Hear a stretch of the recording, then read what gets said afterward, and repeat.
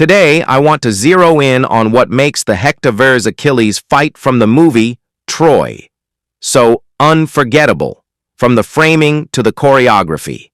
The visual language is working together to reinforce so much about both characters and the narrative. For those that don't know, the Hector-Achilles fight is a climactic showdown that takes place towards the end of Troy. The fight is driven by personal loss and the relentless pursuit of honor. You will wander the underworld blind, deaf, and dumb, and all the dead will know this is Hec, the fool who thought he killed Achilles. Achilles, the greatest warrior of the Greeks, fights for glory and vengeance after his cousin Patroclus is killed in battle, mistakenly at the hands of Hector, the noble prince of Troy. He challenges Hector to a 1-1 duel outside the gates of Troy, seeking both justice and retribution for his cousin.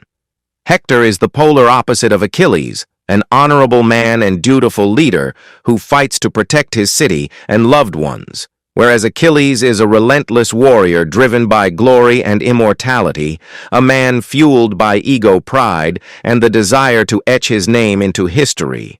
These two contrasting character traits perfectly set the stage for the duel between the two men. Up until this point, Hector has proven himself a formidable warrior, a strategic leader who charges into battle alongside his men, commanding respect through both skill and intellect.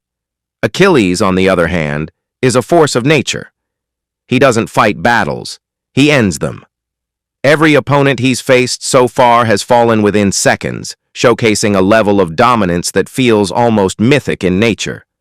This mythic quality is crucial to understanding his character and the fight itself, much like how Peter Jackson framed The Lord of the Rings as a medieval legend rooted in the distant past. Troy presents Achilles not as an untouchable demigod, but as a man operating at the peak of human potential. This betrayal makes him feel more real, more human, and ironically, more legendary.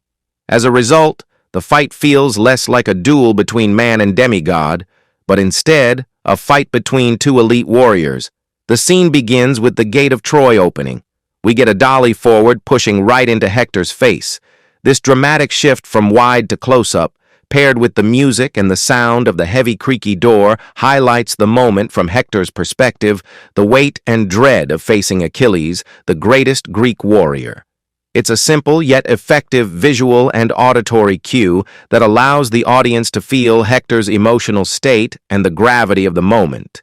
This is only further emphasized by the next cut, which features my favorite shot of the sequence, and over her shot from Hector's perspective, staring out at Achilles, who stands waiting for him. The frame is wide and empty, and one might assume that in any other context this composition would make Achilles appear small and weak. But in this context, from Hector's perspective, Achilles seems enormous. The emptiness of the landscape serves to isolate Achilles, making him the only focus in Hector's line of sight. Achilles holds all the power in this moment.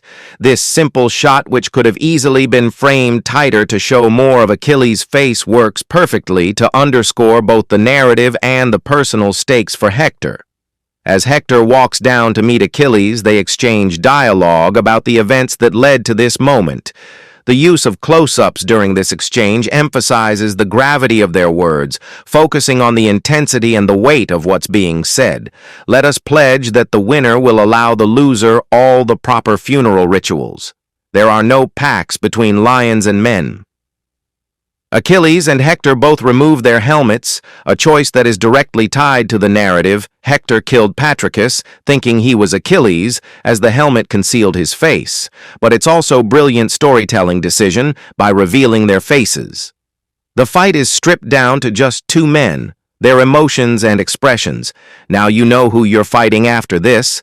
There's no formal unsheathing of swords or ceremonial stances. Achilles takes the first step towards Hector, initiating the fight entirely on his own terms. From this moment, Achilles dictates the flow of the battle, setting the tone and the pace that will persist throughout. As I mentioned before, Achilles is portrayed in the movie as a man at the peak of potential, and it's this quality that defines his fighting style in this duel, while Hector is a formidable warrior fighting for his life with every move driven by urgency in survival. Achilles moves with a very calculated confidence. The choreography of this fight emphasizes just how dominant Achilles is compared to Hector, while his movements are undoubtedly human. There's an almost divine quality to them.